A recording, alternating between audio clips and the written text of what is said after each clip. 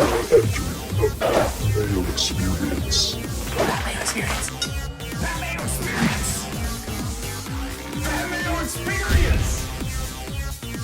Experience. Welcome to another edition of the Dogger Pass podcast. This for UFC Raleigh Blaydes versus Junior Dos Santos. I'm Paul Shaughnessy, and this past weekend, I parlayed Macy Barber, Cody. Oh. I may have a gambling problem. Glad that I got that probably the worst bet of the year out of the way to get things started. Well, to start in 2020, to start the year, to just make it a quick recap, our dog of the week, Brian Kelleher, he came through. Our too good to be true pricing of the week, Holly Youssef. Holm was pretty easy money, Especially by decision, that was pretty good. And then what you do have here is a dual apple pie shitter situation. My apple pie shitter was Hack Perez. I put him as he would be my log of the week. Like, how's this guy going to lose? And of course, he gets bombed out. The Macy Barber one, 10-1 favorite. Some spots goes off to like 8.5-1.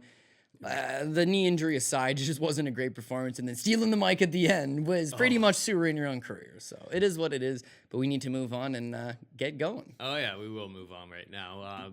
Anyway, last week we had DK draw, as is tradition, and the winner of that was MT Arthur, 1983. Congratulations. You're the winner of 20 DK dollars. That should be in your account right now. This week, what you got to do... actually, before we say that, there was a guy named Michael Heelan, longtime fan of the show. He's going to his first UFC card this weekend. So he's like, do you have any advice what you would do? And Any pieces of words of wisdom? And I didn't really have anything on the spot, but I was like, you know what? The fans of the show probably have been to events before. They have like some little greasy tricks and maybe some greasy theories, things that they like to do when they go to the event. So what you got to do, give the episode a like, leave your DK handle, and tell anybody who's never been to a UFC event before, like, a tip or a trick or like what you do to make your enjoyment of the event that much better. If you're sneaking into the event, you're trying to sneak something into the event, you're not physically sneaking. If you're trying to sneak something in, they don't got metal detectors. You crotch it. Because it's like, listen, buddy, you want to grab my dick? Then maybe there's something, maybe there's not. We're both getting in trouble if that's the case. So they generally balk. And they're like, okay, buddy, that's all you. Go through. We're taking that from a Canadian perspective. Metal detectors, it doesn't work. I don't know. I don't know about the security at the PNC Arena in Raleigh, North Carolina. It could be a lot more, a lot more serious down there than it is up here. Well, but yeah, you can definitely get things the one in thing there. is all of the guns have gone over to Virginia, so it's like at least you're not outnumbered massively in the arms department. If you want to win 100 DK dollars, 100. That's basically like what Lockport Gambino Ford has pulled in over the course of the last year in $20 per. What you got to do is wherever you get your podcast, subscribe, rate, review, leave your DK handle, and say something you like about the show. Be like, I like the hat that Cody wears every single week with the flat brim. Listen, the main thing is if you give a 5-star review and you leave your DK handle, the rest doesn't really matter. It's $100 DraftKings giveaway. $100. So I mean, if you sign up every week for this $20, which is great times, you could potentially get yourself nifty ahead and put some serious money into your account to start off. Not messing around with that one. No. That's definitely get in on that one. $100 can help you out a long way if you rostered Macy Barber in all of your lineups, something like that. Anyway, let's get into the action for this week. Curtis Blaydes taking on Junior Dos Santos. Curtis Blaydes at 9,000 on DraftKings, minus 240 favorite. Junior Dos Santos 7,200 and plus 200 underdog. Kind of a wrestler versus grappler type of situation. Wrestler versus striker situation. Curtis Blaydes, if he's taking on anybody not named Frankie Murder, my boy, he's looked the part. He's looked great. He's 12 and Francis and gone. He can't take that power, but really nobody can, right? So you can't hate on the guy too much for that. Junior Dos Santos obviously been around forever. Anybody with strong grappling over the course of history has always tried to take him down.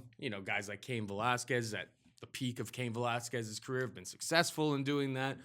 But Dos Santos is an old war horse, and he's been around forever. Probably has the boxing advantage here, speed advantage. Maybe he uses strikes to the body like he did against Ben Rothwell way back when. But Blaydes, I think, is a lot better athlete than, say, like a Ben Rothwell. So, I mean, it's going to be pretty obvious early on. If Blaydes is able to get the takedowns early in this fight, I think he is just going to pile on. And JDS has taken a lot of damage over his career, but it's hard to get JDS down. I think he is live at plus 200. I'm interested to hear your take on this fight, though. Yeah, so it'll definitely come down to pricing in the end. And, you know, you and I talk about it all the time. These aren't middling heavyweights, but they're heavyweights in general. Whenever you got one heavyweight as a minus 240 favorite, you got to think, okay, well, how is he going to potentially lose this fight? Yeah, both of the fights are against Francis Ngannou, but he got clipped both times. The one time his eye physically swells shut. It wasn't like he got KO'd. The second time it's like 45-second kind of a flash knockdown. But yeah, could Junior Dos Santos, a notorious heavyweight with good punching power and the superior boxing skill set, clip Curtis Blaydes? Yeah, absolutely. But I got to go back down to just the style clash. And the style clash is we have an elite level wrestler who's got good cardio, pushes the pace for a big man. And it's being billed as elite wrestler, elite boxer. But Junior Dos Santos, in my opinion, is not an elite boxer. He's a good boxer. He throws hands. Those talks of him fighting Vladimir Klitschko back in the day, like, do you honestly know how that would have gone down? He's not at that level. Now, you tape study any of the fights on him, right? It's like the tale of two JDSs. If he's moving forward, he's effective. If he's not moving forward, he's fucking useless. And it's literally the case of all these fights. Now, when you say people know the way to beat this guy is to take him down, because Kane did it. Kane's very, very few and far between. Like, nobody can do that. Of course. But who are the other guys that have attempted to, right? When he fought Stipe actually never tried to take him down. But Rothwell is not a wrestler. He really has no athleticism. He can't shoot a real takedown, not in the open field. Overeem's not a wrestler. Blagoy Ivanov, he's got a Sambo background, shot no takedowns and was very lethargic. Tai Tuivasa can't wrestle. Derek Lewis can't wrestle. Francis Ngannou just knocks him out quick. Couldn't wrestle regardless. So it's like, well, geez, when was the last time somebody had a wrestling heavy game plan on him? This is incredible to see. But the second Cain Velasquez fight, Cain took him down 11 times on 33 takedown attempts. That's absurd. As a heavyweight. That's the craziest stat I've ever seen in my life. The main thing there is it's not like he tried to take him down 33 individual times. He chain wrestled his ass. And very few guys can do that, especially keep it up for 5. But Blaydes can. Blaydes is a very good wrestler. He does not mind. Every time he loses to Francis Ngannou, he comes back as a much better fighter. The first time he loses, he comes back, he goes on a 4-fight winning streak. Now he meets Francis Ngannou the second time. Everybody, okay? The only person in their right mind here is Paul Shaughnessy. Curtis Blaydes goes off as a minus 240 favorite over Francis Ngannou in the rematch. And that was just a bad number, though. Yes, it was a bad number because it was recent bias, right? You've got Francis Ngannou who's not looks looking like good. He was broken. No, he's just a different guy. And we got Curtis Blaydes who's, his rise to the top can't be stopped. You look at bad performances like Daniel Milanchuk fight, but he always comes back from those fights even better, even better, even better. So now he loses. And in his next 2 fights, he takes on Justin Willis, he takes on Shamil Abdurakhimov. He's not interested in striking. Those are middling heavyweights. But he's not interested in striking anymore. He realizes, you know what? I'm a big heavyweight. I'm fighting a big heavyweight. Big Titty Willis has only got a puncher's chance against me. And against Shamil's got a great Sambo background. He's actually decently hard enough to take down himself. But it's like, no problem. He just sticks on these guys and breaks them down and tires them out. Yeah, for sure. JDS is at ATT. He's got the best training partners in the world. He's going to have a great game plan. He could most definitely touch up Curtis Blaydes, hurt him at some point.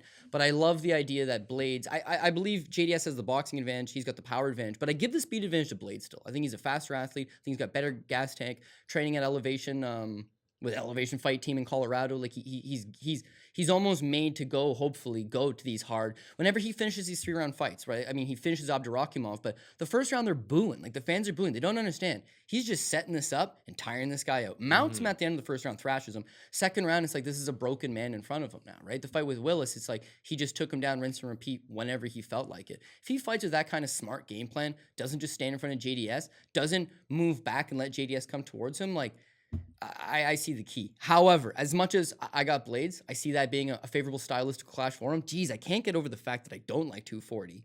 Minus 200 on Junior Dos Santos. Like, you know what? Former champion. He's got some back class here, but I'm a Blaydes guy. I like Curtis Blaydes. Yeah. Only guy in the top 15 under 30 years old. Curtis Blaydes. Yeah.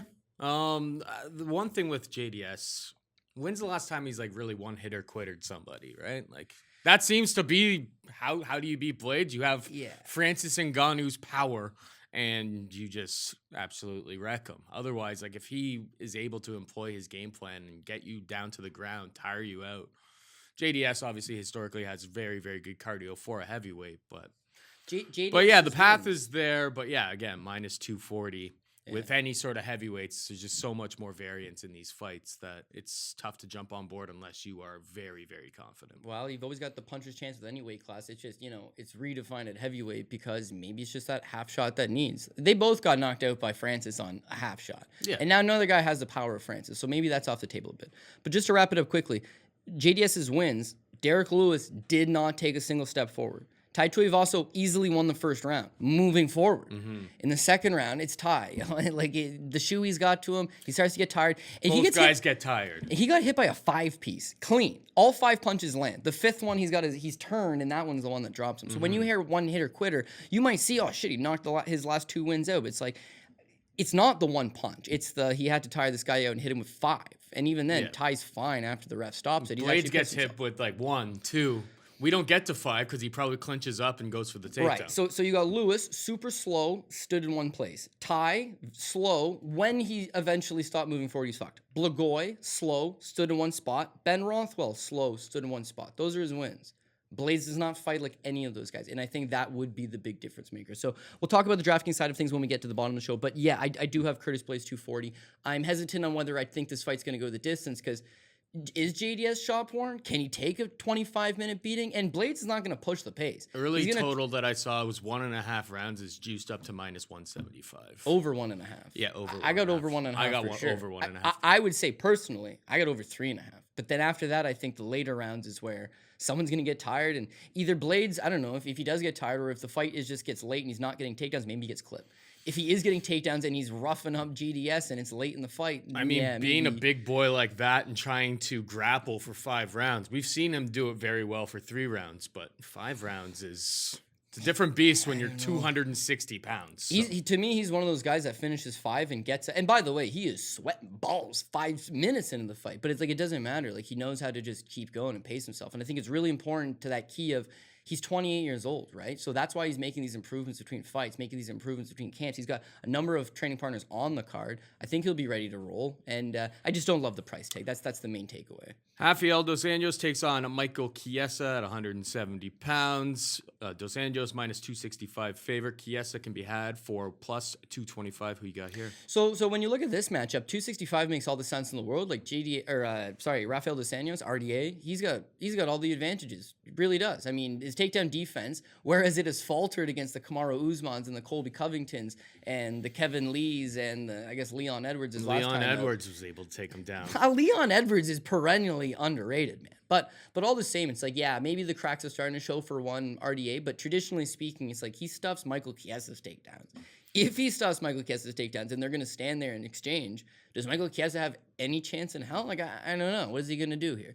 RDA's got a cast iron chin. The only time he'd been knocked out was Eddie Alvarez at 155, and we know he had a bad weight cut for that.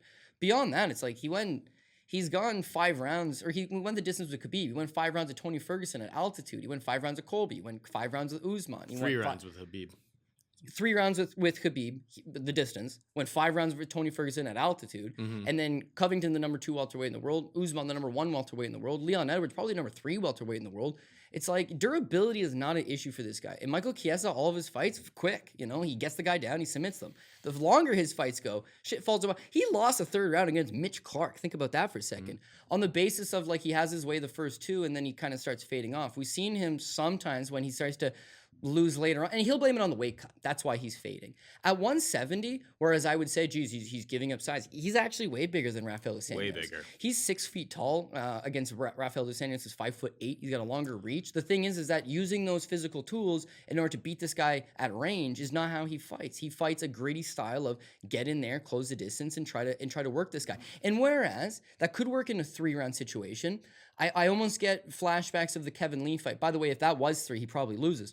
But it's Kevin Lee exerts a lot of energy trying to take this guy down and hold him down. And when that doesn't work, he becomes a sitting duck. When he becomes a sitting duck, he opens himself up to RDA's takedowns and RDA's superior striking, and eventually he's able to catch him.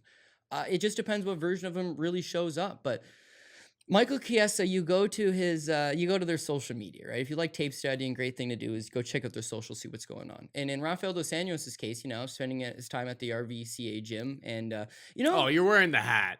Yeah. You're wearing the hat. But do you know something is that, and I did not know this, he attended the same elementary school as Gilbert Burns. They're elementary school buddies, and they reconnected recently, and they're doing a little bit of work together. And whatever, I'm not expecting a reinvented version of Rafael dos Anjos. I'm just expecting, the guy with the skill set that he's proven over the time.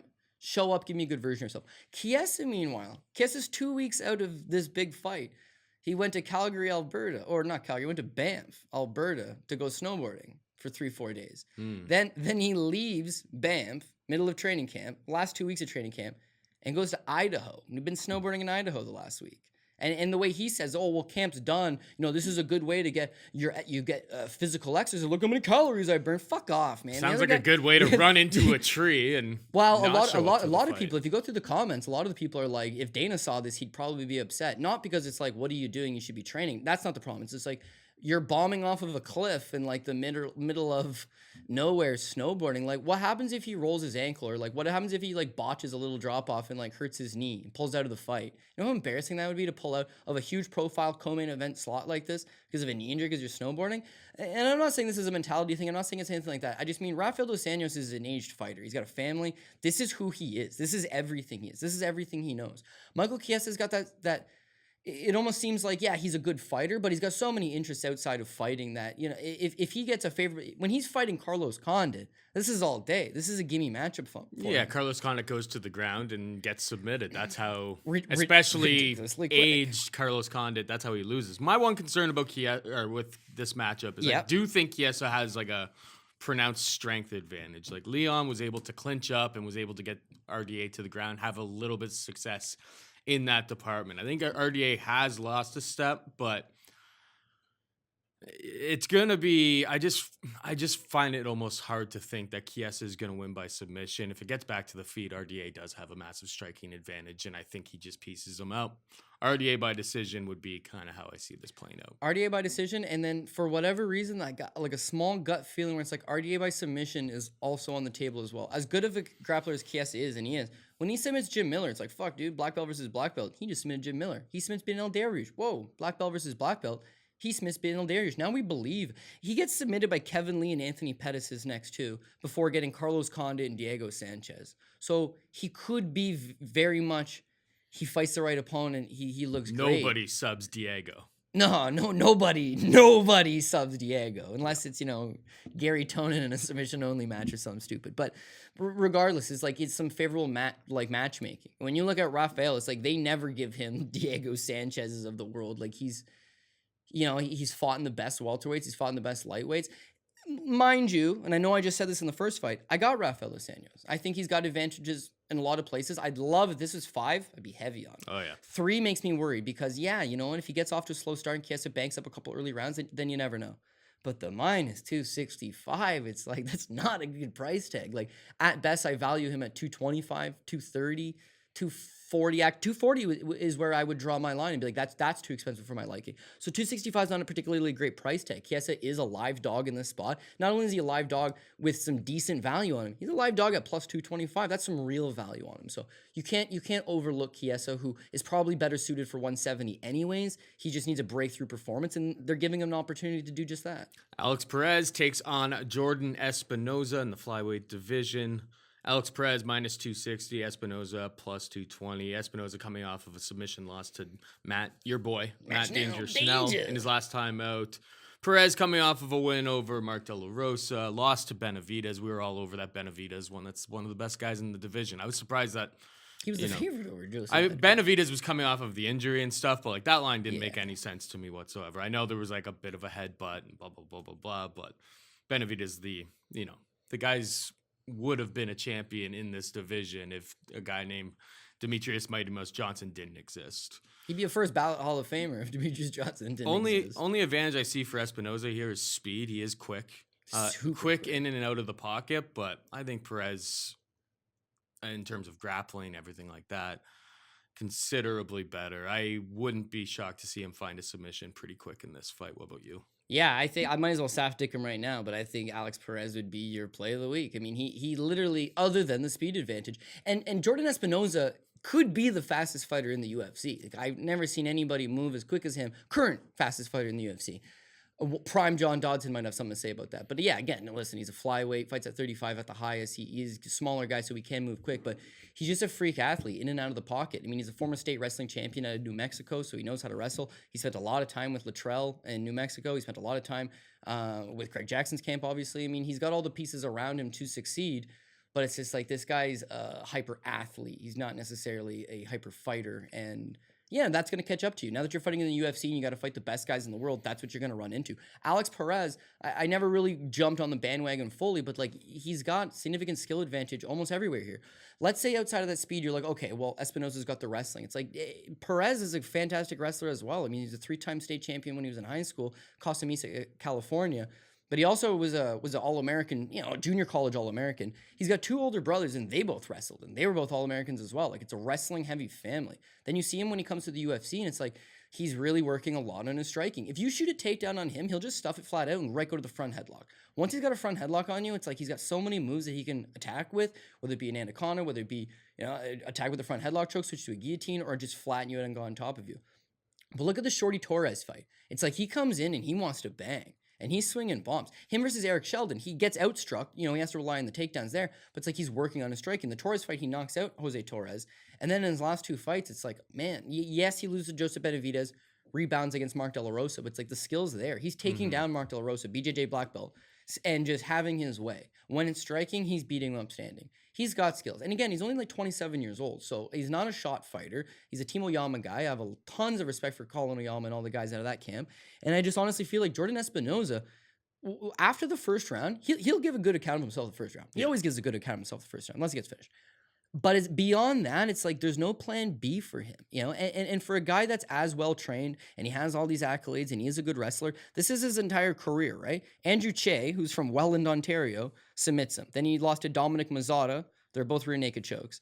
Beyond that, he's getting out grinded by these guys. And then Matt Schnell, if you rewatch that fight, pulls guard on a guillotine, loses the guillotine, and then just puts on the triangle like it's nothing. He didn't see it coming. He didn't see the setup. His striking, I don't know. I honestly feel like Perez walks over him. And I feel like Perez finishes him probably in the second and third round, whether it be a knockout, whether it be a submission. Kid's got a good chin. More than likely, maybe let's go that submission route.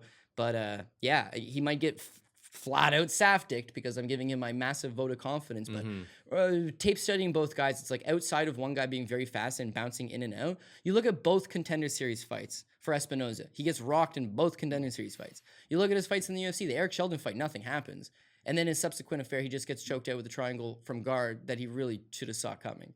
He's going to have a massive set of problems here against Alex Perez. I think Perez gets the job done. We got Angela Hill taking on Hannah Cifers. Angela Hill minus 160. Cifers is plus 140.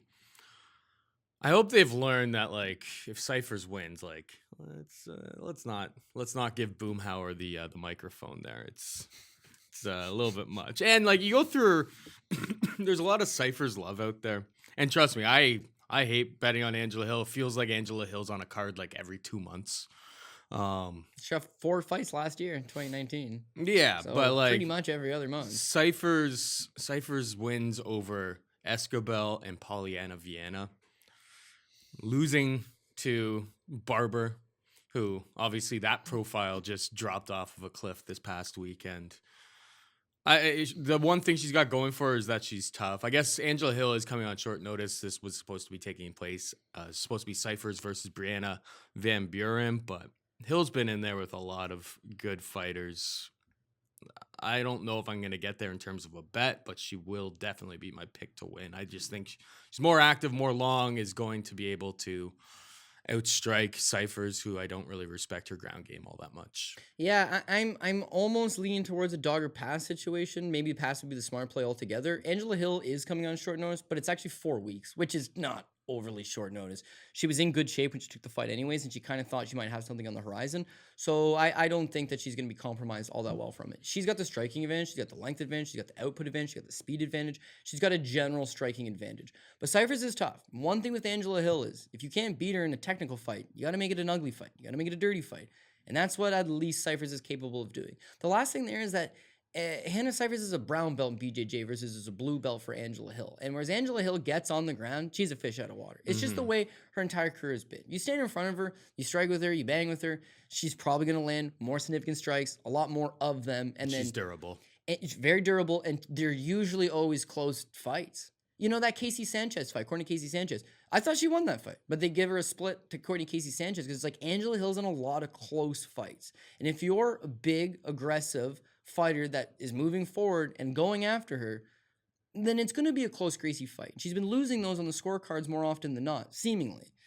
And then it goes back to the ground game thing. If Cifers is able to muscle her to the ground, then she's going to have the grappling advantage. All it takes is one takedown on Hill, and then she doesn't exactly get up all that often. So I'm a little bit worried on that. That would lead me to believe dog play at plus 140 wouldn't be the worst thing in the world. Smart enough would be just to pass all clear. Because Hill does have the striking advantage by quite a margin. I mean, Cifers just walks forward and gets hit fairly often, but she's tough. She's rugged. She keeps going. And just to touch on your point with Macy Barber, honestly, I don't shit on Macy Barber that much. Like, it was a bad performance and all that, but like, she blew her knee out. So if she doesn't blow her knee out, does she lose? Yeah, maybe, possibly. I mean, she got But it changes the absolutely fight. wrecked in round 1. Yeah, but I'll tell you why that doesn't matter. When did she hurt her knee? Okay, so I think she hurt her knee in the second round, that jab, and then she falls down. I think that's where So everybody... round 1, she got taken down and controlled the entire round. So 2 points As a to minus that. 1,000 favorite. No, I know. I'm just saying 2 points to that is that like her and her team seem to believe that she blew the knee out early in the fight. They're saying 10 seconds into the fight. They're saying that you can see the knee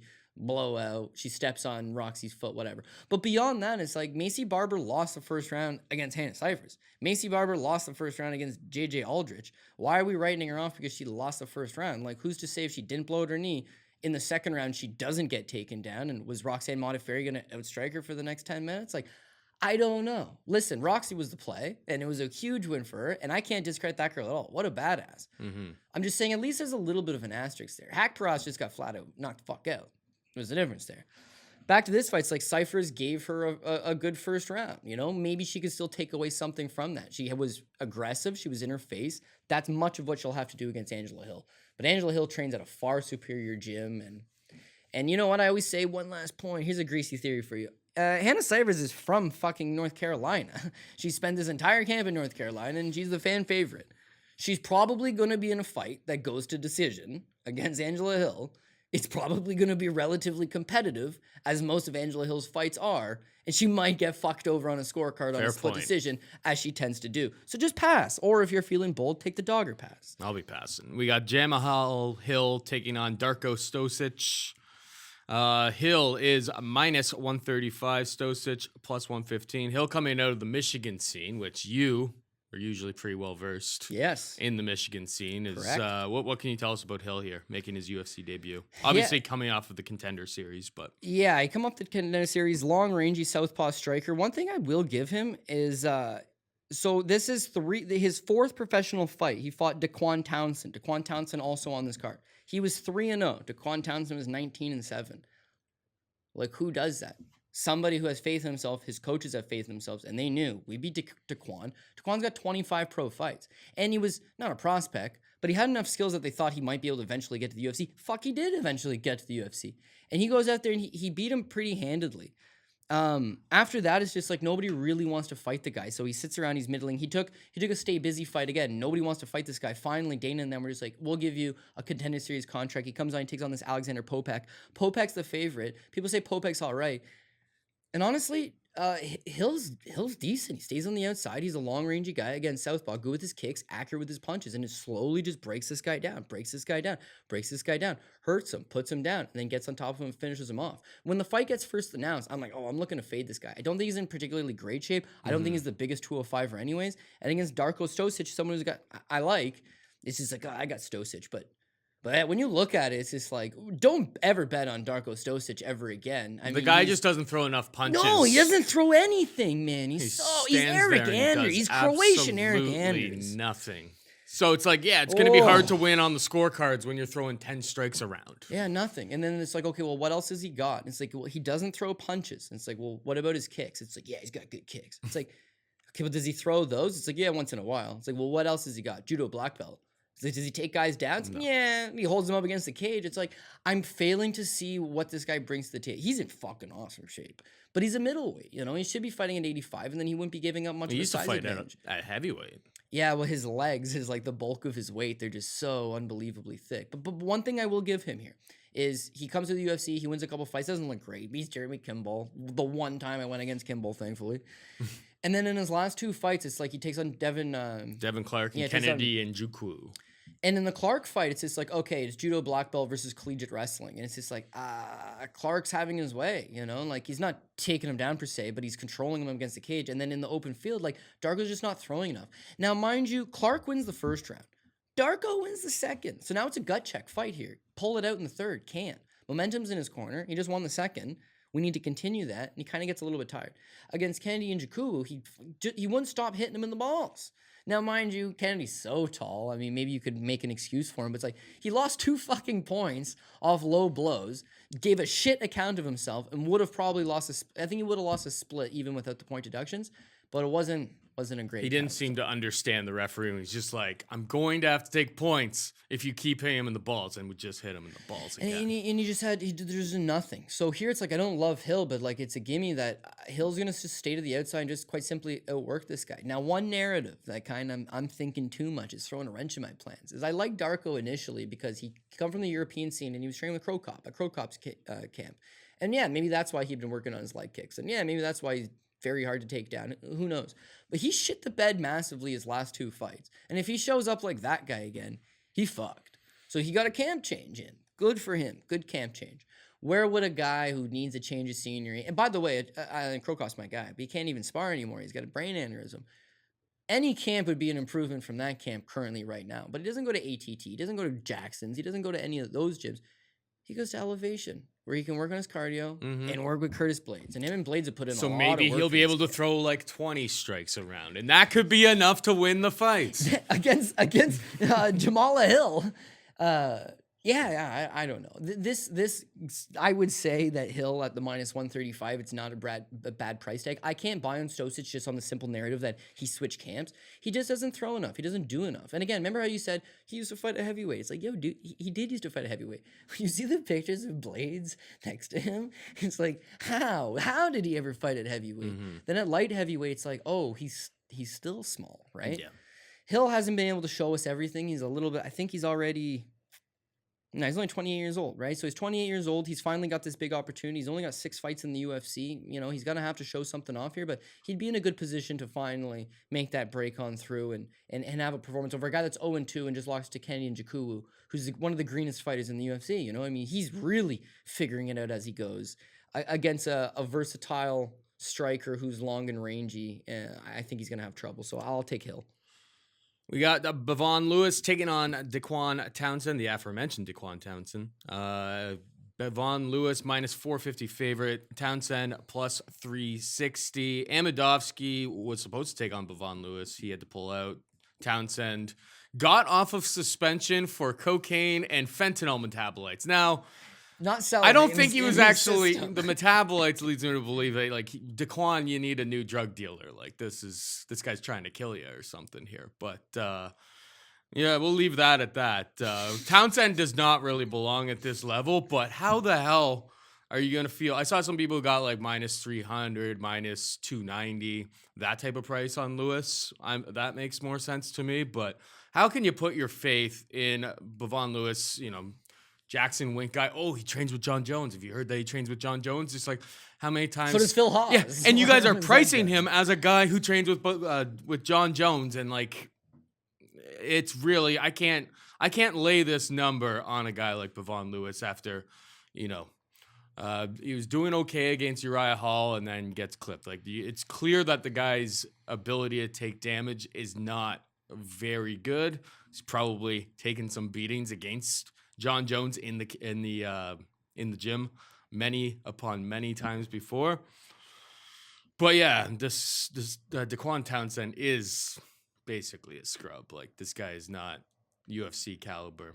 The line, I guess, makes sense at this point, but I'm not putting money on Bevon Lewis. It's a real stay away for me. What about you? I'm gonna hit a hard Bevon Lewis, I think. Yeah, I agree. 450? Oh, I agree with you. This is a terrible price tag for a guy that has looked abysmal in his last 2 performances, is a busted prospect, and they're still making you pay 450. Like, what up with that? But it's just like, oh, they gave him a fight to get back on track. Daquan Townsend should not be in the UFC. Daquan Townsend wouldn't even make it into the Bellator roster.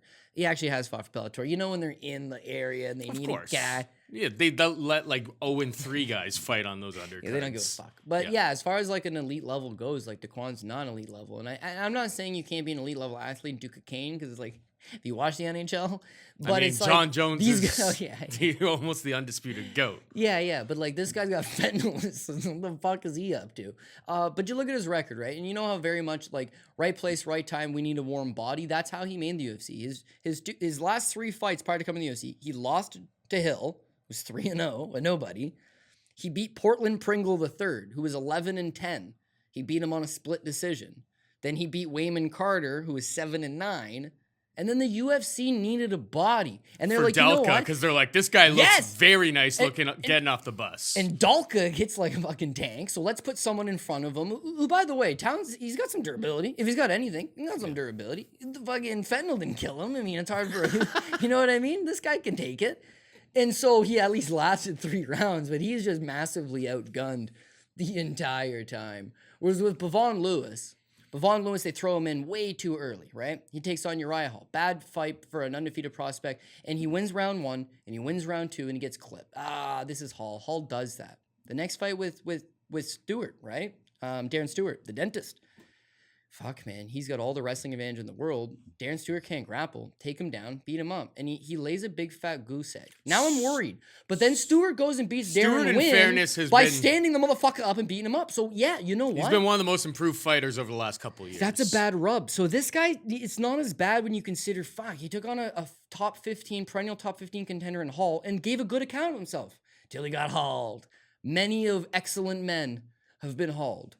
And then he takes on a guy that I think a lot of people, just myself included, were guilty of underrating. And then the way that the style clash, he lost. But now they're putting him specifically back on track, being like, hey, not only we're going to give you Daquan, we were initially going to give you Alandovsky, who cannot grapple, is a one-dimensional power puncher from Moldova. He's not from Moldova. He's from a weird-ass country. Anyways, we're going to give you a one-dimensional power puncher from Macedonia.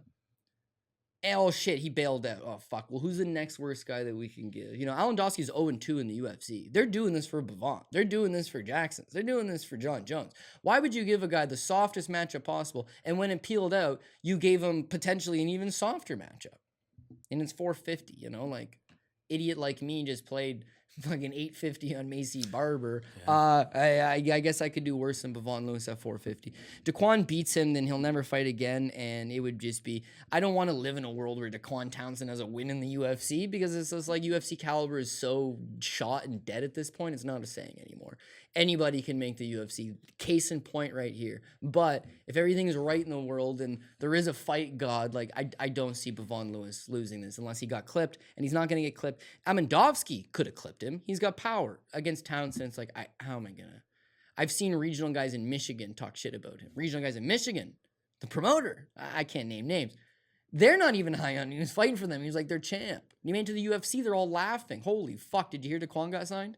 Oh, he got smoked in his UFC debut. Oh, they'll cut him. Holy fuck, did you hear Daquan got a second fight? Well, now we're just waiting for him to get smoked, and that'd be they only let him fight there because it was a late notice replacement, wasn't it? And they were in Chicago, and it was like, we need a guy on like a week's notice to take on the EFC champion. They need a guy on a week's notice. They bring him in. He loses the fight. In his post-fight drug test, it comes up cocaine and fentanyl. And you know what they sit there and they look at? 8 months suspension? And this was guy, only 6 months that he got. Why would you keep him on the roster? Why? Because he's got a serviceable role. Because Bevon Lewis needs He's got to a win. serviceable role here. Yeah. Someone's going to need the rub, and Bevon just happens to be the guy getting said rub. But on the DraftKings side, which we'll talk about at the end, like Daquan's only thing is he is actually half durable. And the 9,300 on Bavon, who's going to fight a gun-shy game plan because of the way his last 2 performances have gone, that's not going to lead you up to getting those 9,300 points. 93 points you would need to at least make it worth your while. So I would hit a flat pass on DraftKings. But the 450, as crazy as it does sound, I'm interested in putting it on some parlays. Well, I'm scared, but buddy, you're telling me. I mean, I'm gonna probably follow suit on you. Anyway, we got Arnold Allen taking on Nick Lentz at 145 pounds. Arnold Allen was supposed to take on Josh Emmett. Nick Lentz was supposed to take on Nad Narimani. Both of those guys pulled out, so they're like, well, let's get these guys Might as well at save it. up. Nick Lentz used to say that he was not able to fight at 145 pounds anymore. So it's interesting that this is at featherweight, to be perfectly honest. I mean, he was completely undersized at 155 pounds. So maybe he went up there, took on Chucky Olives one more time at 155 and was just like, all right, this is a different beast. I got to figure this out. But that's an interesting thing of note. The guy who said, like, my body is shutting down, I'm not able to fight at this weight class again, is going back to 145. Arnold Allen is minus 310. Nick Lentz plus 255. Who you got here? Yeah, well, this one's actually very, very strange that he is going down to 45 because not only does he go on record being like, I can't make 45, he goes on record being like, I've done irreparable damage to my body My kidneys shut down to make 45. He's bailed out of a number of fights with like fight-related health issues on fight week. 45 is not the way it should go. Now at 55, and he fought at 55 way back in the day, but back at 55, it's like, dude, times have passed him by. I would argue he looked the best he has at 55. His fight with Gray Maynard is so shot. You can't take anything away from that. Money knocks out Gray. Give him that at least. The fight with Scott Holtzman, though, that's impressive to me because Holtzman's big and physical. Not the most technical going guy, but, he's at least got some strength and some good attributes. Nick Lentz just had his way with him, like effortless. Whatever he felt like doing, he was able to employ a solid game plan because you know what? He is a decent former D1 All-American collegiate wrestler. He has good grappling. He is a greedy guy, gets in your face, good cardio. He's got a lot of tools. The Charles Oliveira fight, it shouldn't be oh shit, man, this isn't for me. It's like, fighting Charles Oliveira isn't for you. You've already attempted to do it 2 previous times. Neither one went good. You got a no contest out of 1, but you still got a concussion. The second time, he flat out blew the tits off you. And now you're attempting to fight this man again. And by the way, it went no different than it ever has. So for him to be like, I got to go back down to 45 on the account of losing to Charles Oliveira, I don't fully understand that. The older you get, the tougher it is to make weight. He left American Top Team. He's kind of been doing his own thing. He's been moving from gym to gym. Like, again, I don't know. I don't know that he's going to come in here as the best version of Nick Lentz with an awesome weight cut with 3 rounds cardio ready to go.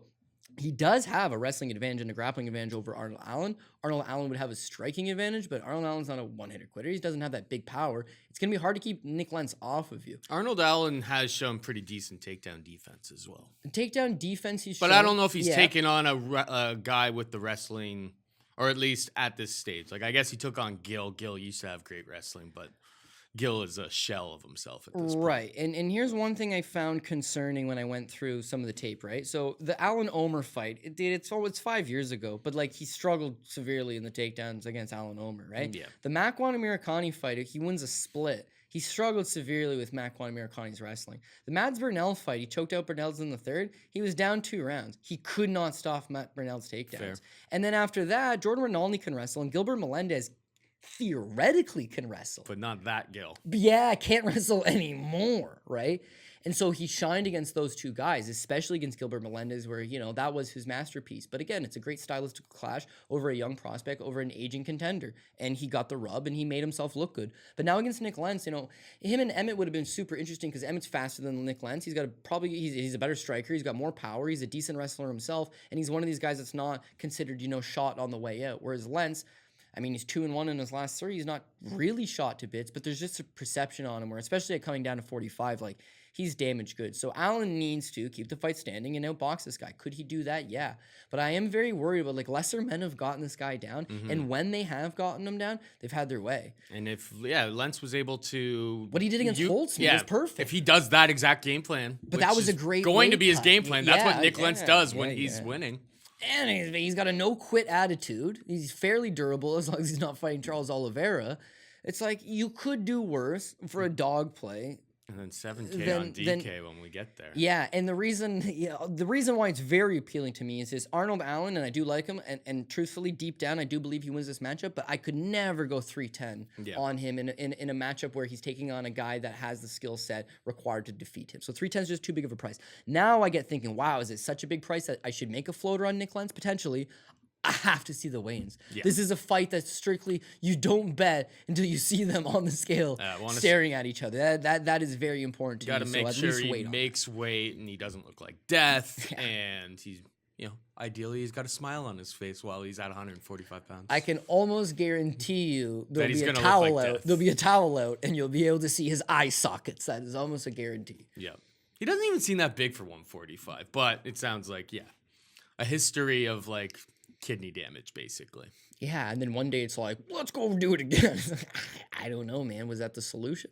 Moving on down, we've got a pink slip fight, if I've ever seen a pink slip fight. Lucy Pudilova, loser of her last 3 fights. She's a minus 175 favorite, taking on Justine Kish, who has lost her last 2. So 3 straight losses, 2 straight losses. I mean, they probably like Pudilova because she always this girl comes to fight. She brings it. Oh yeah, she brings it. That she does. Losses to Antonina Shevchenko, Carmouche, and Irina Aldana. That's actually not. It's a pretty tough stretch for somebody who's like, on the outskirts of this level of competition. Kish losses to Jin Young Kim and Felice Herrig. Not so hot. I mean, I think Pudilova probably wins on volume and aggression here, but this is not a fight I really have much interest in betting, especially at minus 175 for somebody who's lost her last 3 and is taking on a striker with maybe even better credentials. Yeah, well, you know what? Justine Kish, first time I saw her fight, she had fought Ronda Marcos. It was RFA. And, she makes a lot of mistakes, man, but she is so strong. And she is so aggressive. And she just eventually breaks down Marcos, who's, that's kind of how she fights. I was like, wow, this girl's going to go to the UFC, and I'm going to make some money betting Justine Kish. She makes it to the Ultimate Fighter, and right off the hop, she blew her knee out on Tough. Never competed on the show. So it was like, okay, she's a little bit older. She got a knee problem. Not great. Comes to the UFC. She beats Nina Ansaroff. First fight in the UFC. In hindsight, especially. Huge win. Beats Ashley Yoder. Again, she's very strong, but, she just makes tons of technical mistakes. And that's where she runs into problem. Her last 2 fights, Felice Herrig and Ji Yun Kim. It's like they're Felice Herrig especially. I was all over Kish. What's Herrig gonna do? Herrig can grapple. Herrig's got a black belt. She's opportunistic and she fights with a good game plan. This girl Kish makes so many mistakes. You just gotta wait, bide your time, and find that exact mistake. She beats her with the grappling. It's the Ji Yun Kim fight that I'm now more concerned. Kish fails to pull the trigger. Mm-hmm. She fails to do anything of note. Now, Justine Kish says, I can't make 115. The weight cuts are they take so much out of me.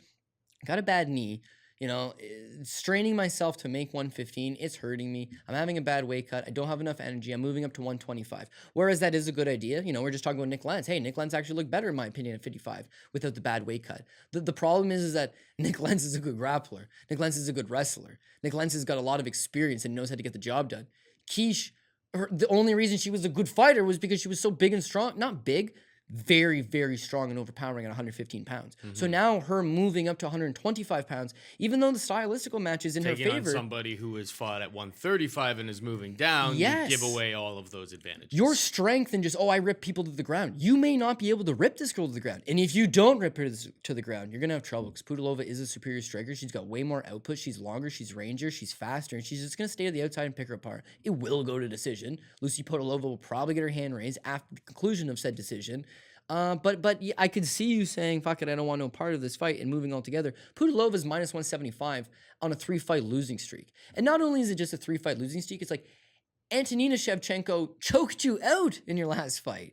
That's a really bad look. Mm-hmm. She's only 25, 26. That to me says not making improvements, which is a bad look. Kish, on the other hand, it's Kish does also not make improvements. She's banged up. She's moving up a weight class. Tons of uncertainty here. I would love to take that play on the dog and say, geez, plus 155. We've got a fight that's probably closer to a pick'em. She's giving up a little bit of size. That was her primary a strength was being a lot stronger. She gives that away. Maybe she's not all that effective, but the pricing is just way off. Like Pudilova should be a slight favorite, and I would agree with that. For plus 155, it makes me want to take that one last shot on Kish. Hey, she's been good to me. Not in the last two. Maybe we get back on track, but it's like, don't be chasing someone who's lost their last two fights. You back them their last two fights. They gave a poor account of themselves, and since then they've dealt with injuries, a layoff, and moving up a weight class. Is that someone you want to back? Nope. No, it's just too many questions. So I would say that you're best to steer clear. But when I give my final rundown of all the fight picks at the end of the show, unless she ends up being the Kelleher, we need a dog. Like I could see Pudilova just doing enough to edge this one out. Oh, actually, you know what? Fuck everything I just said, because Kish is also from Carolina. She'll be the hometown favorite too. Yeah, this but one's she's going to like- decision. It's going to decision. Yeah, it's gonna be but, greasy. Do you think the people Pass, in Carolina? pass. She's got a Russian flag next to her name. Do you think people really? Do you think the whole community has really embraced Justine Kish? That she's a North Carolinian?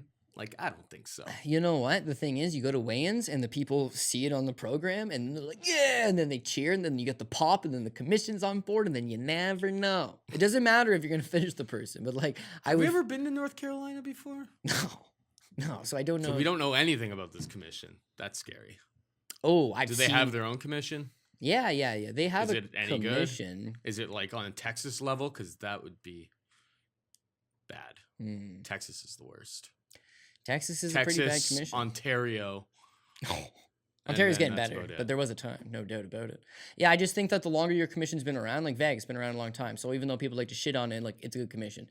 And New York's supposed to be a good commission. They've been around the longest, They're right? But it's like jabronis. the biggest jabronis because they never got into MMA until like the last 10 years. So it's like nothing ever really advanced there. You got to go to California. California's probably got the best scene. It's like it's been popular in California for a long Vegas time. does it right. Vegas does it right. You're always gonna have a bad apple here and there. Yeah, scorecards are usually pretty much on. Like Texas, you see like home cooking pretty regularly. Yeah. And, Well, us Canadians are no better.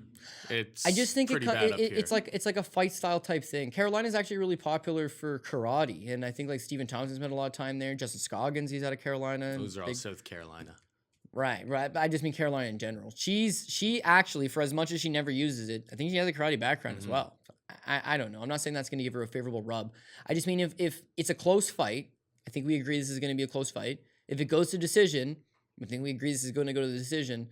Yeah, I don't know. You know what? Whereas I said dogger pass the first time around, and I said, you know what? That's a pass. Kish plus 155 with the hometown cooking, that might be enough to swing it in my favor. Your smart play here is if you're not an idiot degenerate, is just pass.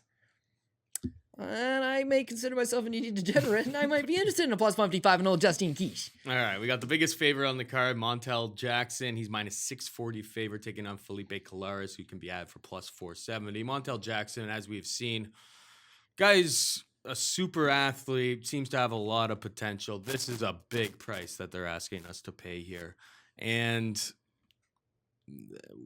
because he's just been rolling through dudes, and like he seems, when he gets top position, like he seems to have a really crafty submission game, everything like that on the feet, super fast and pretty pretty crisp and everything like that. Like he looks like a good prospect moving forward, but they are asking us to pay quite a penny here. Minus 640 seems a little steep for my liking. I think Montel Jackson wins, but minus 640, I don't think I'm going to be adding him because Colares, we don't know for sure, but Colares could have a grappling advantage He's here. a Tino Guerra guy, yeah. You would assume he knows how to grapple. I at mean, least. he got absolutely trucked by Geraldo De Freitas when that was his UFC debut, Yeah. and I think it was De Freitas' UFC debut as well. But against Pilarte last time out, when you see that, or when you see Colares having an advantage, it was just like he really dominated that fight against Pilarte. I think Montel Jackson is a significant step up from Pilarte, but at minus 640, I'm not willing to really find out. Yeah, no, I'm going to agree. I think Montel Jackson is a legitimate prospect. He's got all the physical tools in the world. He's long, he's rangy, he's fast, he's athletic. And the word on him, I've never met the guy, but the word on him is like his hand. He's got like one of the biggest hands in the UFC. And you'll see in certain fights, like the Ricky Simon fight, which he lost, it's like he grabbed wrist control on Ricky. And Ricky's like full on trying to fight off wrist control and just can't free himself of this guy. It was like, damn, maybe there's something there. Then he takes on Brian Kelleher. Well, man, we know this guy's got a grappling deficiency. We know Ricky Simon took him down multiple times. Kelleher will just do the same thing. He choked out Kelleher. Impressive because Kelleher is a black belt known for his wrestling and his grappling. So to catch him in the front headlock and put him away, and the speculation for myself is maybe Kelleher's got one foot out the door. Showed us this weekend. He's still got a little bit left in the tank. So it's a good win. But then the Sukumontov fight, like he just wrecks him. Now you got a guy that he's been fighting professionally for 2.5 years. Made his pro debut in mid-2018. Like, damn. Not 2017, mid-2017. It's like, damn, 2.5 years of pro experience under his belt, and now he's already fighting the UFC. He won his Dana White Contender Series fight. He had a loss to Ricky Simon. Good for him. He's making advancements. He's getting better. But 640 is not the price you pay on a guy that's developing, getting better, and he's been fighting pro for 2.5 years. We paid minus 1,000 for... And that was a lesson learned, Paul. You Yeah, know what happens exactly. is you learn your lesson and you move forward. Don't pay those prices on unproven prospects that haven't really taken that Yes, next step yet. yes. And this is a card that features a 240 Curtis Blaydes, a 265 Rafael Dos Anjos, a 260 Alex Perez, a 450 Bavon Lewis, and now a 640 Montel Jackson. Lot of chalk, okay? I agree Perez 260 makes sense. I agree Bavon Lewis 450 makes sense. This shit don't make sense. Now, the only way Colares wins this fight is he has to get him down. If he doesn't get him down and he's forced to stand with him, he's going to get fucked up. And I don't think he's got the wrestling to get him down. Mm-hmm. However, how can I make the judgment of he doesn't have the wrestling to get him down when I've not seen enough of his wrestling, truthfully, and I just don't really know about Montel Jackson. There's one loss. He was outgrinded. Yeah, he's making improvements, but he's out of Pura Vida in Milwaukee. You know, he spent some time at Rufus's camp. All those guys similarity kind of deal with deficiencies in the grappling department. I don't want to get exposed. 640 is, I would have to put him on a parlay, and then he's going to be my apple pie shitter. I can't bet him straight up, 640. Are you kidding me? And I think he knocks him out if he does win, so I take it inside the distance. But it's like, I hate floating out a prop like that. Like, he's going to knock this guy out. It's like, how do you know? This guy took a shit kicking against Domingo Pilarte. Stuck the course. Grinded through. Got the win. I don't think it's going to be that easy against Montel Jackson, but 640 is just, it's too heavy for mine. Mama Bear McMann takes on Lena Lansberg. McMann minus 155. Landsberg plus 135. How do you see this one shaking out? Yeah, so this is a perennial apple pie shitter in Sarah McMann, which I suddenly see a lot of love on the interwebs for her, and I just don't understand why. How can you trust her at this point? Yeah, and listen, I fully understand that. It's like, if it was a question mark and it said Olympic silver medalist in freestyle wrestling, former collegiate wrestling champion, one of the greatest wrestlers in divisional history, versus Swedish Muay Thai champion, I wouldn't even need a name. I wouldn't need an age. It's just like it writes itself, right? The wrestler's going to take down Landsberg and smash Landsberg. And Landsberg's had trouble against lesser grapplers like Aspen Ladd and Kunitskaya taking her down and thrashing her. Why shouldn't Sarah McMann do it? The difference is Aspen Ladd, she's a fighter. She goes out there. She'll get hit, you know? She'll persevere. With Kunitskaya, it's like I've seen this girl in the hospital with her nose shifted all the way over, smiling like she's bred for this. Once things go bad for McMann, she finds the way to the door. Sarah McMann is, yeah. I mean, it's kind of started with the Rousey fight. She took that, maybe it was the pressure. I don't know. She takes the knee of the body, crumbles, absolutely crumbles. And then, you know, Ketlin Vieira and like the list goes on and on. Sarah McMann is usually in a dominant position, dominating the fight. And then all of a sudden there's like a trigger that goes off in her brain. And she just like collapses and lets the other person do whatever they want to her. Whatever. And it's just like she looks for a way out. Like, truthfully, if I was ever in a bank and the place got robbed, I'd want to be next to Sarah McMann because she'll find the nearest way out. Like, it's just kind of been the mark on her. Now, she's an excellent competitor. And, you know, Mama Bear McMann, she's got I wouldn't say she's got a great story. She's got a fucking tragic ass story. But here's somebody who's persevered and is a competitor. But competitor and fighter are not the same. And whereas it's very easy to shit on Lena Landsberg, believe me, very easy to shit on her. She may be making a little She's turn. making improvements, man. Yep. She realizes none of these girls really want to stand with me, so they're all trying to grind me. And she's big for the weight class. Because she's big for the weight class, she's causing them to work. The more they work, they're opening her up. Tanya Evinger and Macy Chiesa, they're not the most technical, but they're both big, they're both physical, and they both rely on having to peel the opponent to the ground. Evinger not being able to have her way in the grappling department, everyone writes it off as like, Evinger shot. It was surprising. Evinger shot. So now you give her Macy Chiesa. Macy Chiesa's the exact opposite. She's on her way up. She won the Ultimate Fighter. She's looking fucking awesome. She's big for the weight class. She stands her up. Got exposed. Yeah, stands her up like nothing. Exposed. So you just exposed a former Invicta champ that people loved in Evinger. You exposed her for being over the hill. You just exposed Macy Chiesa, an undefeated tough champion that people were high on. You exposed her. And now you're taking on someone who's, her story is all she does is get exposed. And I'm worried. I am worried because yeah, it's wrestler versus not even wrestler versus grappler or wrestler versus striker. It's wrestler versus Muay Thai striker. Like, it's especially so the way they stand upright. Like, it's especially tailor-made. The way Ladd got her down. Lansberg's not going to quit on you either. The way Kunitskaya got her down, it's like the writing is there. I can't deny it. The writing is there. But it's like once McMann gets her down and spends the whole first round on top of her, and then the second round gets stuffed on just one of them, then she's going to fucking back away, open up her eyes, and go, oh, shit. Oh, no, I have to strike now, and I don't want to do that. Yeah, and you know what? You always think, like, oh, wrestlers. Oh, you ever see a wrestler on their back, and they just, like, turn in and just get up? It's like, holy shit. You know, maybe they're not even good grapplers. Like, in McMahon's case, like, if she ends up on her back, she just flattens right out and accepts the position. Like, that's not positive. Looking at this one again, it's like it's fully dogger pass. I haven't clean out picked a dog on the card, and holy fuck, am I gonna pick Lena Landsberg right here, right now as my dog of the week? Like, I hate myself so much, but it's looking like that's probably the dog of the week because you're getting a good price tag on someone who has a proven ability. In her last 2 fights, she's made those improvements, and then you look at McMann. Her last MMA fight, Mary Renault submitted her. Prior to that, Ketlin Vieira submitted her. Prior to that, like, she's beaten the Gina Mazzanis of the world. And then the high-profile fight she was in obviously never went her way. She's 39 years old. There's no denying that, like, the best days are gone, and the best days didn't look that great to begin with. So I can't for positive minus 155. I can't get behind it. I would have to say this is going to be a dogger. This is a dogger pass. I'm leaning towards dogger. I agree with you on that one. We got Tony Gravely taking on Brett the Pikey Johns. Gravely, minus 120. Johns, plus 100. I really liked Gravely coming off the Contender Series, watching him on that, on his fight that got him to this spot. I was just like, that guy looks like Super a skilled. UFC level fighter. They did him no favors, taking on former Cage Warriors champion and a very good grappler, though he's British in his own right, and Brett Johns, good submission skills, everything like that. Like, Johns coming off of 2 straight losses, but they're to Pedro Munoz and Aljamain Sterling. Like, these are top 5 guys basically top 5, at bantamweight. top 10 guys, yeah.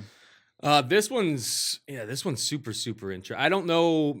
I guess I'm leaning towards Brett Johns here just because I think we have a better idea of his skill set and what it looks like when he takes on higher level competition. Gravely has wrestling and pace on his side, but if they get into grappling exchanges, Brett Johns does he have the better jits? Does he have the better submission skills and positional skills down there? I'm going to lean towards that side. He's plus 100, but it's a very, very interesting one. Maybe Gravely is the truth, and we see him, get into a top 10. Like, the guy looked like he had. His record is nothing special. I think he's like 19-5 or something like that. I mean, that's pretty fucking good record. He's 28. No, I know, but I mean, like, it's not like he's like some sort of. It doesn't look like some sort of world beater. But, he looked the part on the Contender Series. But yeah, again, tough matchup. I'll take Brett Johns in this spot. What about you? Yeah, I've been watching Gravely since he was 1-1. He fought a local Ontario guy here named Vladimir Kazbekov. And then from then on, I was like, fuck, this guy can wrestle. He can do it all. He was young, good prospect, and he loves to fight. Fights very, very often. Seeing his run, it's like he'll pretty much fight anybody. But whenever he takes on somebody with a significant grappling advantage, his main advantage is his wrestling. He takes guys down, he grinds them on. When he was taking guys down that can grapple, they catch him. Pat Sabatini caught him. Ricky Bandonnet caught him. Manny Bermudez, who's kind of known for catching people, caught him. And taking a guy who Pat has Mix a caught him. calf slicer. Yeah, well, he's got 5 pro losses, and 4 of those 5 pro losses he's been submitted in, right? So, I mean, I think that there's, at least if you're going to say, well, who's got the grappling advantage? Yeah, you have to go to Brett Johns. Brett Johns, he's got a calf slicer. Not only did he calf sliced somebody, Joe Soto's a black belt, and a pretty decent black belt. A guy that's competed strictly in grappling tournaments and had a lot of success. And you're going to catch a guy like that, yeah, at least he's crafty and he's got that ability, right? The difference here is that if Brett Johns, realistically, his best skill, judo black belt, get the guy down. When he gets the guy down, use that grappling. If he falls back on his striking, he's so fucking hittable and he's very, like, stiff and rigid, but, like, he'll throw. Gravely doesn't have that plan B. He just goes to the wrestling. Most of these guys can't put up with it. They can't stop the chain wrestling. They can't, deal with it over the course of 15 minutes. But in this case, the judo black belt's going to nullify that wrestling, I believe. So Gravely's going to have to rely on holding up Brett Johns up against the cage. Brett Johns is not going to be easily held up against the cage. Eventually, it's going to hit in the open field. When it hits over the open field, I don't see Gravely winning the striking exchanges consistently enough to get the decision. Now, if I thought that the Carolina Commission was a bad commission, this could be a closely contested striking battle. Neither guy's a striker. So what is a striking battle between both guys going to look like? Fucking sloppy. Very sloppy. Mind you, Pedro Munoz, a BJJ black belt, not known for his striking, absolutely chewed John Phillips up with leg kicks, punches, almost stopped him 5 times, killed him in the striking. So I don't think Brett Johns has got the type of striking to clear-cut, easily dominate Tony Gravely. I think he'll do enough that if I was a judge, I would think, yeah, this guy won the fight. If I'm wonky about what the commission's going to look at, I'm not sure. But I think Brett Johns doesn't get taken down, keeps the fight standing, outstrikes him, wins decision in a close fight. It is a close fight, but -120 Gravely versus Brett Johns. And I think that's a reflection of Gravely fights all of the time. He fought in the time that Brett Johns last competed, right? Brett Johns fought 17 months ago. That's a big layoff. Since then, Gravely has fought 6 times. He's had 6 fights since Brett Johns' last fight. Brett Johns is 27. This kid's 28. This is a closely contested fight, for sure. I probably shouldn't go Johns. I should maybe go. But Johns has shown, he's proven. He's fought Aljamain Sterling. He's fought Pedro Munoz. He's done all that. Whereas Gravely 2 fights ago beat Darren Mima, and I'm supposed to believe he's somehow UFC caliber going to beat a guy that's top 20? Like, nah, I don't know. I'll believe it when I see it. I just haven't seen it yet. So give me the +100 on Johns. We got Nate Landwehr taking on Herbert Burns. Landwehr is -125. Burns +105. This one seems pretty simple. Yeah, striker versus grappler. And Herbert Burns is sub or bust here. This is going to lead into our DraftKings thing, our breakdown at the end. Burns will be a GPP flyer because if he's going to win, he's going to find a way to get to this match. He doesn't have great wrestling or takedowns, but if he gets your back, he gets a hold of you. He's Gilbert Burns' brother. These guys are super, super legit in terms of their grappling ability. But if you're able to just keep him away for a round or so, he's going to start to get very desperate, and Landwehr will tee off on him, I think. So it's either Gilbert Burns gets a finish in the first few minutes type of thing, or Landwehr kind of wears him down and gets a late second, early third round finish. That's how I see this one shaking out. Inside the distance prop, I think, is up to -190 on this. Oh, it got steamed. It was -110, and it got steamed hard. Yeah, as it should. Wow, they're both. If you ever watch tape on both guys, it's they're gonna. These guys are gonna go for it. It's gonna be fun and the nice. fact is, this first fight on the card is miraculous to me because this is good times written. Yeah, and that's why I made graphics for every single one of these fights because usually it's we'll get to the the main card. You look at it and you're like, oh well. These are clearly the 5 most important fights. It's just outside of the main and the co-main, all of these fights could be jumbled in any sort of direction, and it totally makes sense. Yeah, I agree. Alex Perez, Jordan Espinosa is on the main card. Angela Hill versus Hannah Cifers is on the main card. Darko Stoisic versus Jamal Hill is on the main card. I don't really get it. Yeah. Something like this, it's okay, both guys are making their UFC debut, but it's fuck, do you know what you're missing here? The people won't be in the arena. And Nate the Train's fighting?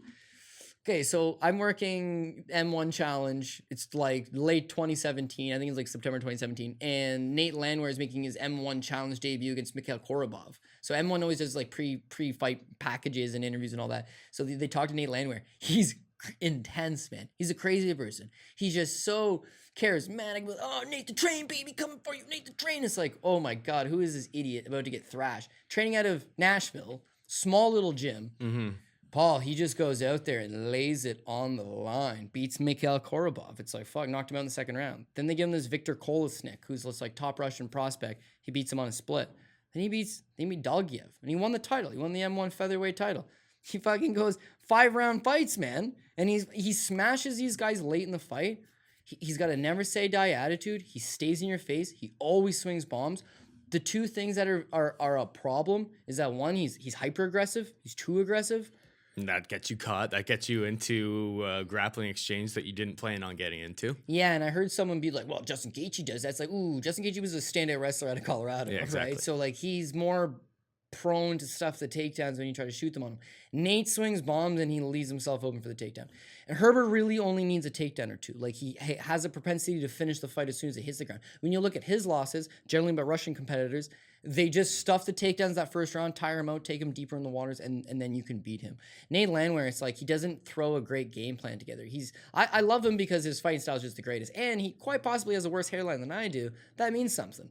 But also just like he's fun and exciting. Fun and exciting always isn't always the smartest play. Smartest play always isn't, you might get a fight of the night and you might lose and everyone might be happy. You made it looks good there. Look, because they didn't have the UFC picture, but from the front on you can see he's hurting just like myself. They won't let him. I got a question. Yeah, shoot. So is this Nate guy like 7 feet tall? Because Herbert Burns looks like he's about 8 times this guy's size, and it's all in the face. Yeah. Well, it's just the picture. Herbert Burns is just He's got that Faber chin right there. That's for sure. Yeah, he's got that butt chin for sure. I mean, Nate Landwehr better watch out not getting sucked into that thing. But he's gonna come in, and I just think he's gonna pressure him.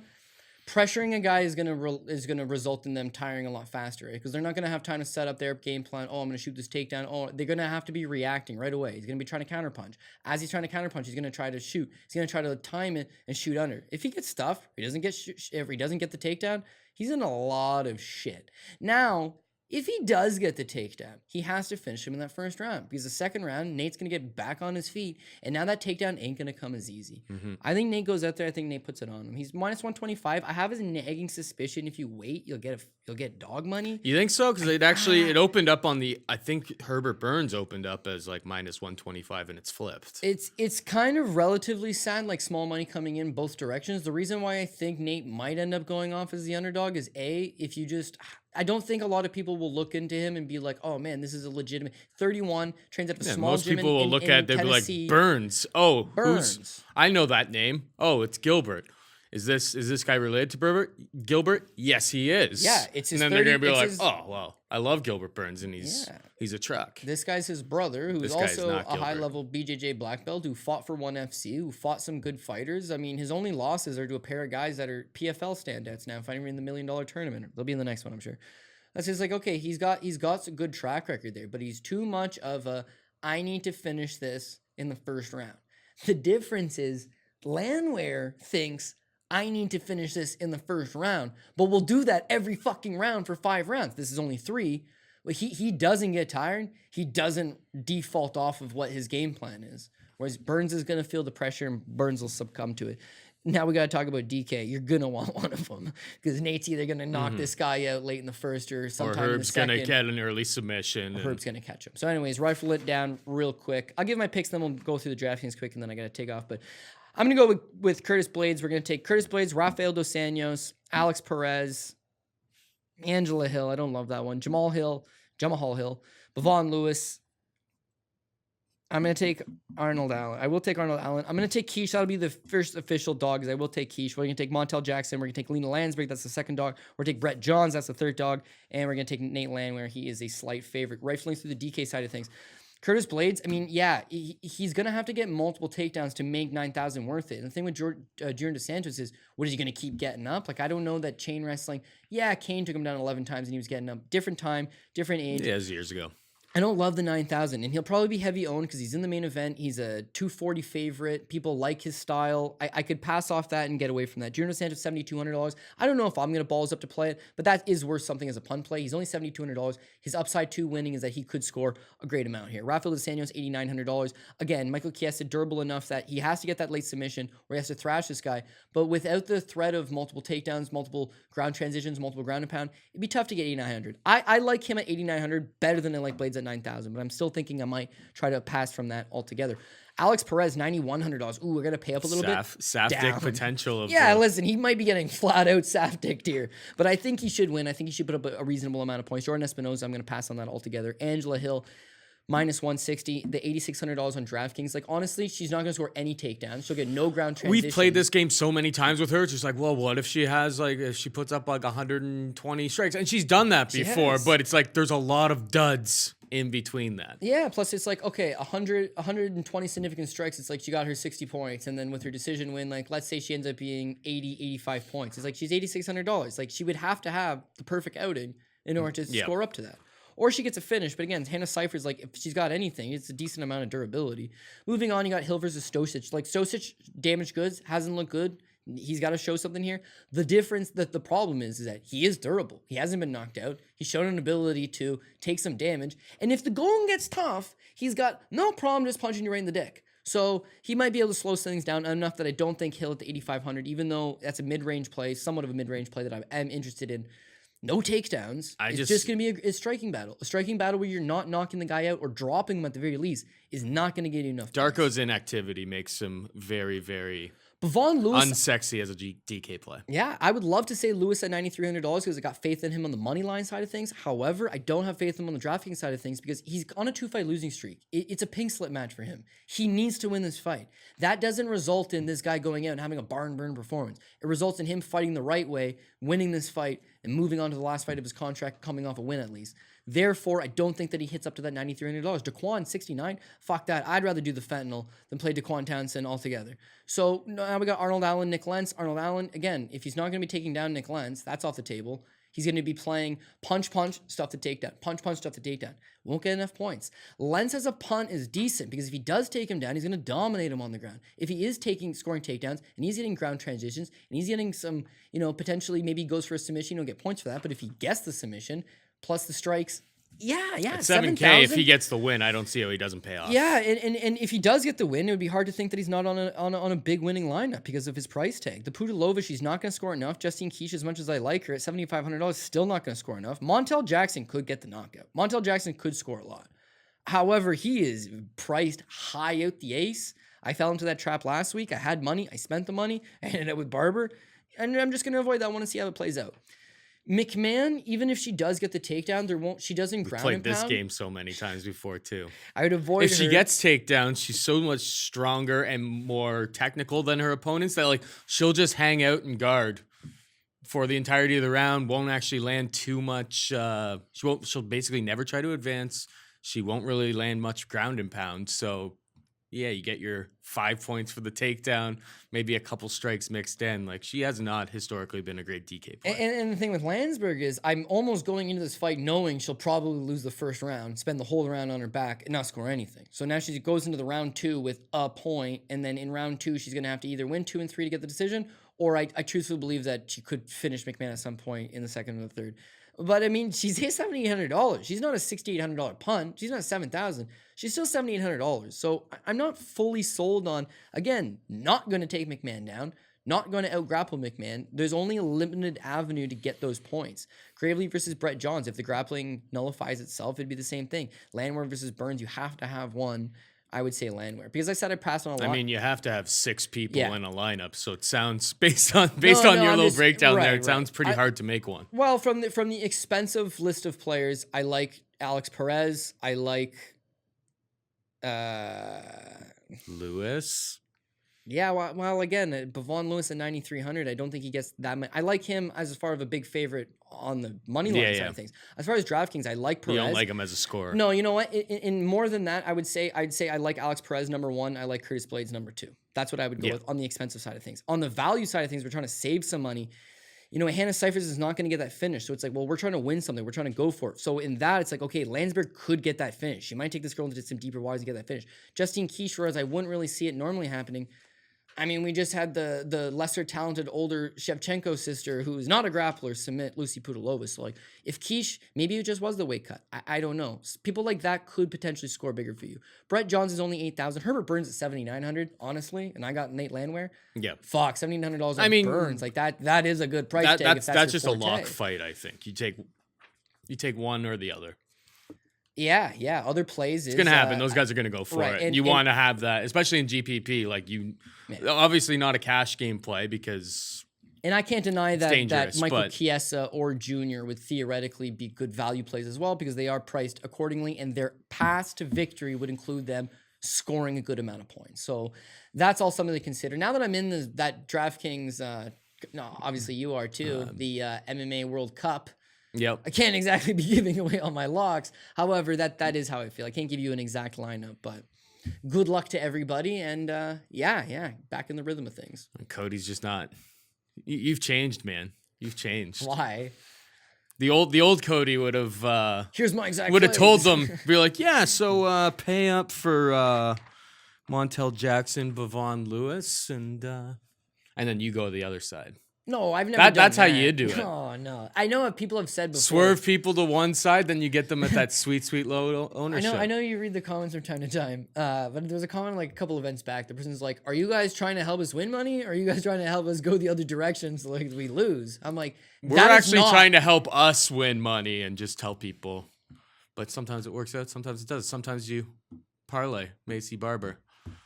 That was bad. I actually ended up... Blew her knee out. I couldn't see that Oh, coming. stop. You sound like you're part of her team or something. Yes, I know, whack. However, you, very notorious for this saying, you say, Cody, I really like this fighter, but I gotta wonder, is that banana peel pricing? Someone might wonder, what is banana? haven't said that in a long time. What is banana peel pricing? It means at any point you could slip on a banana and blow your motherfucking knee out. Shit happens.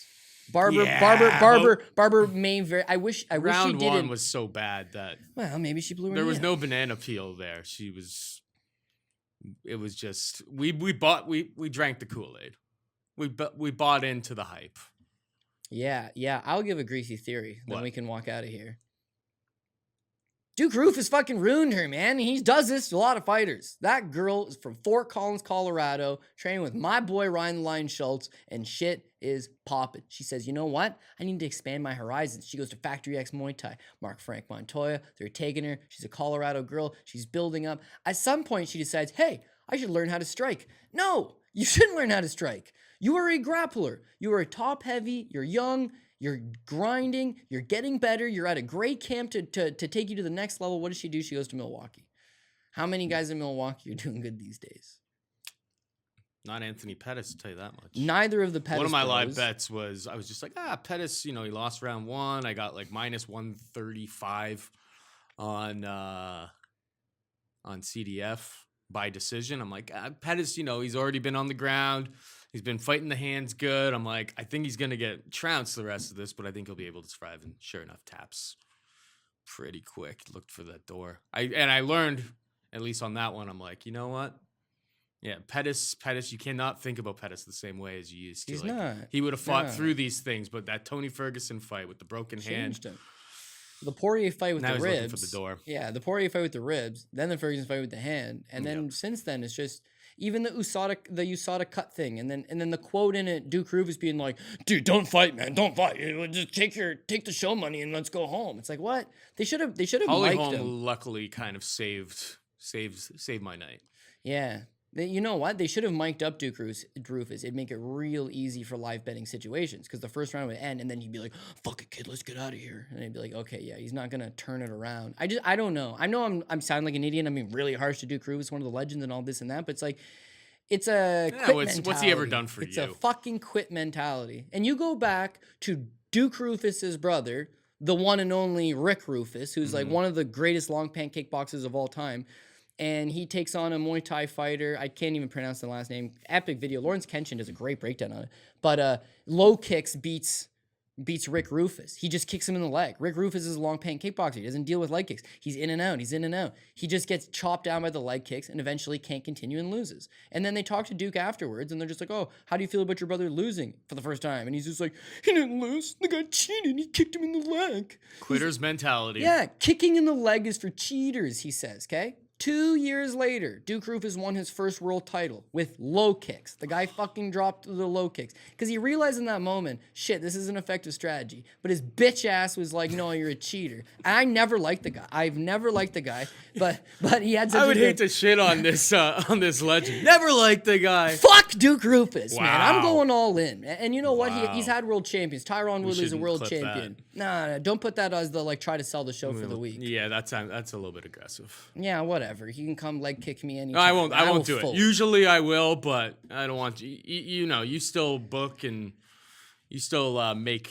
Have you done that in a while? You booked a card, booked some fights or anything like that? Yeah. Also, like you have those types of things, so I don't want to. I know. I don't want to hurt. And honestly, dude, your chances of profiting in that way. Paul won't. I will. And don't So don't let don't ruin my relationship with Duke Rufus in the offhand chance I need a quitter on one of my shows to give me 5 minutes and then pack up his shit and go fucking home. Because that's kind of, and listen, Duke wasn't in Macy's corner. It's not like Ben Askren actually was. Mm-hmm. Oh shit, his shit was going real good too till he linked up with him. Fuck, what about Jared Gordon? Hey, remember when he was a Danaher? Fuck, he was good. Oh wait, then he went to Duke Rufus's. Paul Felder's not really a Rufus guy. I mean, the shots are getting fired here, but it's hard for me to argue against. Yeah. Well, you guys leave an open microphone in front of me. He's The a show should career have been done killer. 10 minutes ago. You're just letting me talk, and now I'm getting Duke Rufus. This is where we get the best upset. stuff. This is what happens. This is where I'm getting sweaty. You know, I'm getting sweaty. Like I don't know. We'll have to wait and see. Maybe I'm being too harsh. Speaking of quitters mentality, we're gonna have to let you go. This is the we will I quit the show. We will Fuck quit I'm this outta week's episode. Thank you to Cody Saftic for breaking down the fights with me, as always. Thank you to producer Pat Mayo, not just a pretty face. The guy's actually pretty good at production as well. For Cody and Pat, I am Paul saying goodbye and good luck. Mayo experience. Experience.